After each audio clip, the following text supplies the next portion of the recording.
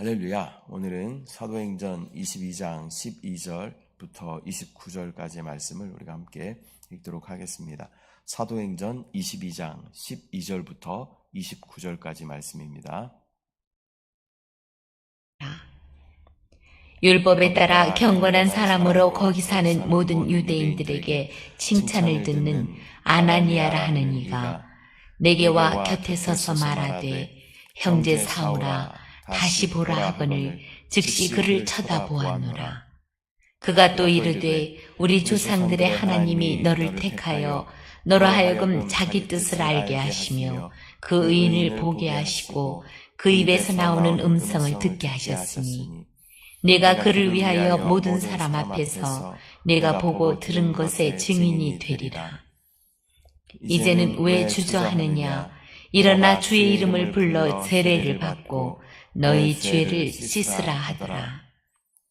후에 내가 예루살렘으로 돌아와서 성전에서 기도할 때에 황홀한 중에 봄에 주께서 내게 말씀하시되, 속히 예루살렘에서 나가라.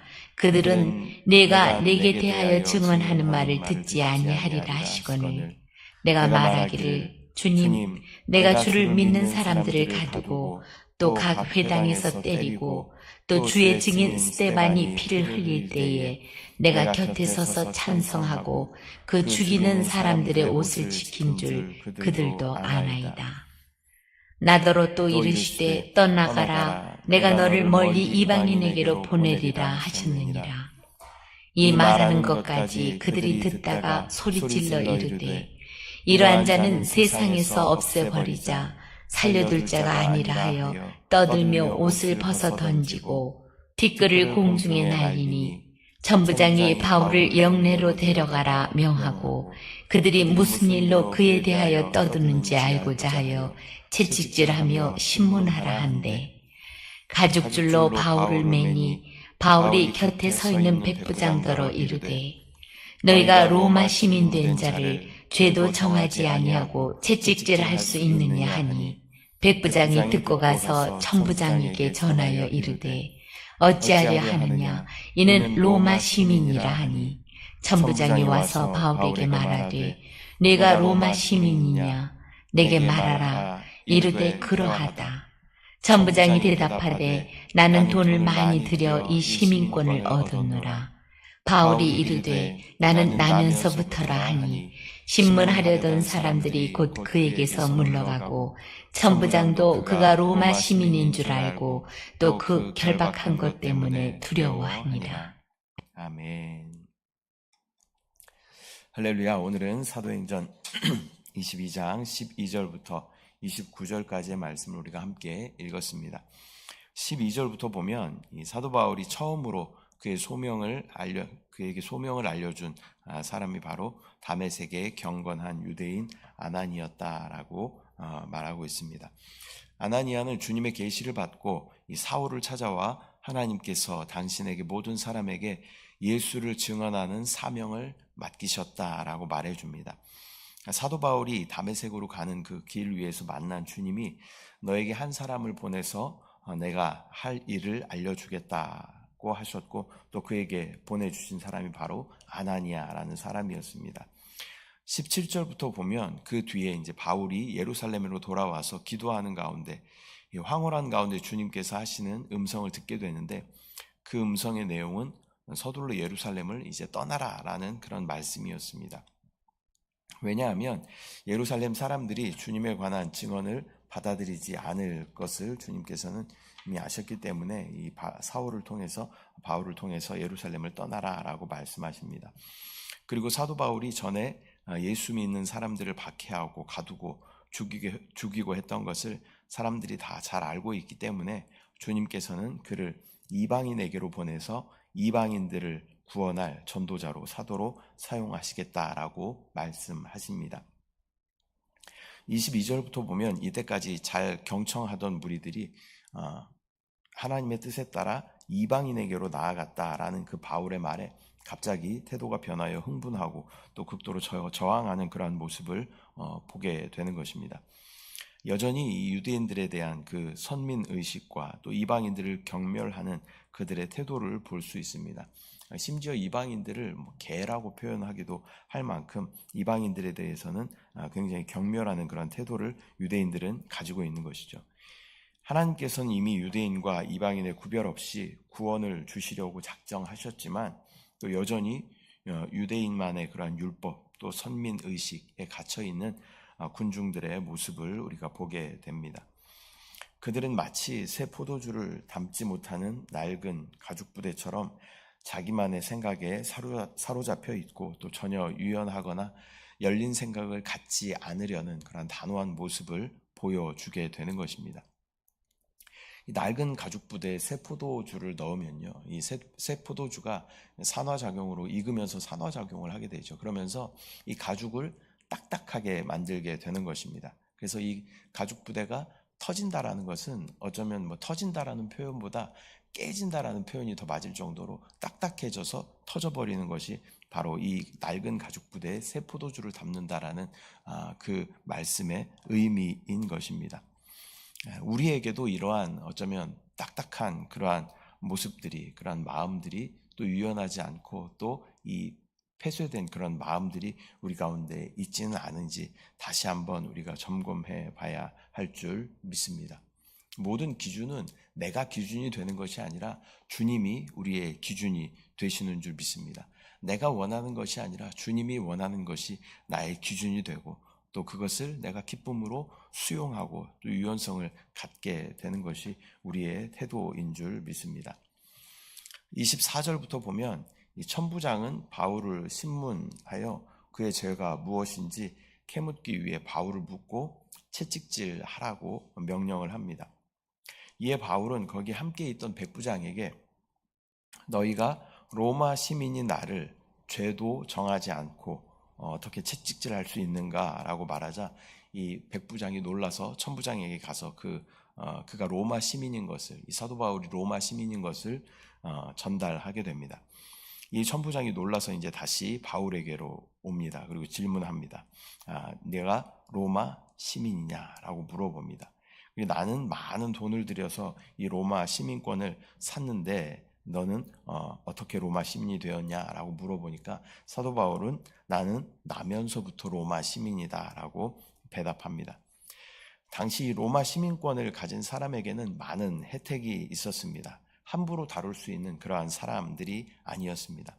당시 로마 시민권을 얻을 수 있는 길은 로마의 어떤 고위층이거나 아니면 또 로마를 위해 특별히 공헌한 사람이거나 또는 행정관리에게 뇌물을 주고 그 권한을 사는 그러한 경우가 있었습니다. 사도 바울의 경우에는 아마 그의 조상 중 한 명이 다소에서 아마 큰 공헌을 하여서 그 대가로 그 조상 중 한 명이 로마 시민권을 받았을 가능성이 큰 것으로 신학자들은 추정하고 있습니다. 그런데 이 천부장은 많은 돈을 들여서 행정관에게 많은 돈을 들여서 뇌물을 줘서 그 로마 시민권을 산 사람이었던 것이죠. 그러자 신문하려던 사람들이 두려워서 물러가고 또한 천부장도 그가 로마 시민권자임을 알고 죄를 정하지 않은 상태에서 그를 결박하고 가둔 것 때문에 책임을 지게 될 것을 두려워하게 됩니다. 당시 로마의 법은 노예나 외국인의 경우에는 진술을 받기 위해서 고문하는 것이 가능했습니다. 또 가두거나 고문하는 것이 가능했지만 로마 시민은 정식 재판을 받고 또 그 죄가 있기 전까지는 죄가 정해지기 전까지는 로마 시민은 절대 가두거나 고문하는 것이 불가능했다라는 것입니다. 또한 그 연루된 모든 사람들이 그 책임을 지게 되는 것을 두려워하고 있는 것을 우리가 보게 됩니다. 이렇게 하여 바울을 죽이고자 하는 유대인들에게서 분리되어서 뜻밖의 안전한 장소로 격리되어지게 됩니다. 뒤에 나오는 내용들을 보면 총독 벨릭스라는 인물이 나오게 될 텐데요. 벨릭스에게 가이사랴로 호송되어지는 과정에서도 수백 명의 군인들이 이 사도 바울을 호위하고 안전하게 이동시키는 것을 우리가 보게 되는 것입니다. 이 모든 것이 하나님의 계획 안에서 인도하시고 계획하시는 하나님의 섭리인 줄 믿습니다.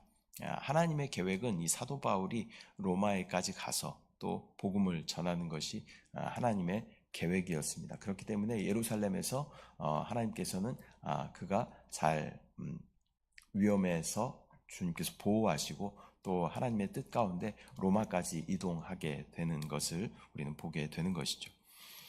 오늘은 사도행전 22장 12절부터 29절까지의 말씀을 우리가 함께 나누었습니다.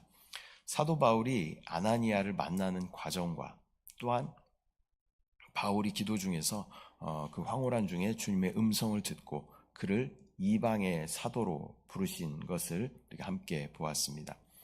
그러나 이러한 것을 말하려 하자 흥분하여 바울을 죽이고자 하는 유대인들의 모습도 우리가 함께 보았습니다. 율법도 자기들을 위한 것이고 또 구원도 자기들을 위한 것임을 생각하는 그런 폐쇄적이고 또 융통성이 없는 유연하지 못한 그러한 유대인들의 모습도 우리가 보았습니다. 우리에게도 이러한 모습들이 있습니다. 나만 맞고 또 우리 교단만 맞고 하는 그러한 단절된 모습이 있는지 다시 한번 점검해 보며 또한 이미 구원받은 나만 생각하는 것이 아니라 또 구원받아야 할 그리스도 밖에 있는 지금 이 시대의 이방인들은 그 당시의 이방인들은 유대인 외의 사람들이 이방인이었지만 지금 이 시대의 이방인들은 예수 믿지 않는 그리스도 밖에 있는 사람들이 이방인들이겠죠. 그들을 돌아보며 또 유연한 태도를 갖는 것이 우리에게 필요한 줄 믿습니다. 또한 주님은 이러한 과정 중에 또 관리들을 통하여서 로마 시민권자였던 이 바울을 보호하게 하시고 또 주님의 사명을 완수하도록 인도하시는 것을 우리가 볼 수 있습니다. 모든 것이 주님의 손 안에 있습니다. 주님의 주권이며 또 주님이 주신 사명을 이루시기 위하여 주님께서 안배하시고 인도하십니다. 우리도 주님의 사명을 잘 붙잡고 있으면 주님의 도우심과 또 역사하심을 경험하게 될 줄 믿습니다. 기도하겠습니다. 사랑의 주님, 은혜와 사랑을 감사드립니다. 또 사도행전 22장 말씀을 우리가 함께 읽으며 또 유대인들의 그러한 어떤 폐쇄적인 모습들을 우리가 보게 됩니다.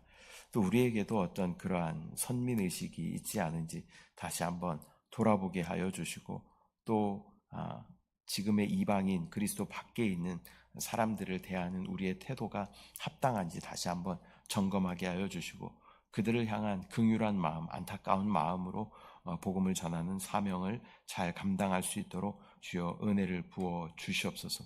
아버지 또한 사도 바울의 모든 여정 가운데 주님이 개입하시고 이 모든 여정이 주님의 손 안에 있음을 우리가 함께 보게 됩니다. 주여 우리의 인생도 마찬가지로 모든 것이 주님의 손 안에 있음을 믿음으로 바라보게 하시고 주님 안에 우연이 없음을 믿음으로 바라보게 하시고 나의 뜻과 나의 계획이 아니라 주님의 뜻대로 주님의 원하심대로 주님의 안배와 인도하심대로 우리가 순종하며 따라가는 주님의 거룩한 그리스도인 우리 모두 될 수 있도록 주여 은혜를 부어 주시옵소서. 역사하신 주님을 바라봅니다. 함께하신 주님을 찬양합니다. 주님을 신뢰합니다. 주님을 사랑합니다. 감사드리고 예수님의 이름으로 기도드립니다. 아멘. 하늘에 계신 우리 아버지여, 이름이 거룩히 여김을 받으시오며 나라가 임하시오며 뜻이 하늘에서 이루어진 것 같이 땅에서도 이루어지이다. 오늘 우리에게 일용할 양식을 주시옵고 우리가 우리에게 죄 지은 자를 사하여 준 것 같이 우리 죄를 사하여 주시옵고 우리를 시험에 들게 하지 마시옵고 다만 악에서 구하시옵소서. 나라와 권세와 영광이 아버지께 영원히 쌓옵나이다. 아멘.